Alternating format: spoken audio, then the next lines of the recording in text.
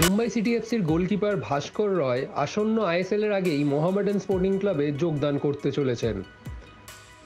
2023 সালে মুম্বাইয়ের শিল্ডজয়ী এবং 2024 সালে আইএসএল কাপজয়ী দলে থাকা ভাস্কর রায় মোহামেডানের গোলকিপার বিভাগে অভিজ্ঞতার এক বিরাট ভান্ডার নিয়ে আসতে চলেছেন।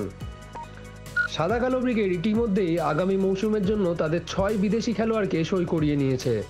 এছাড়াও অমরজিৎ সিং কিয়াম, সাজাদ হোসেন প্যারে এবং মাখান ছোটের মতো উদীয়মান প্রতিভাদের সইও করে নিয়েছে মোহামেডান।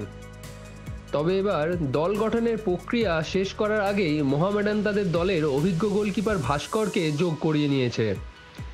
কলকাতার ক্লাব সাদার্ন সমিতিতে তার দুর্দান্ত পারফরম্যান্সের পরেই ভাস্কর খ্যাতি অর্জন করেন। এরপর 2018 সালে মিনার্ভা পাঞ্জাবের সাথে আই লিগ জিতে নেন। এরপরই ভাস্কর ইন্ডিয়া নেভি এবং রাজস্থান ইউনাইটেড হয়ে খেলার পর মুম্বাই সিটি এফসিতে যোগ দেন। গত মৌসুমে মোহামেডানের হয়ে পদম ছেত্রী দুর্দান্ত খেলেছেন। এবার ভাস্করের যোগদান মোহামেডানের গোলকিপার বিভাগ আরও শক্তিশালী হবে, এতে কোনো সন্দেহ নেই।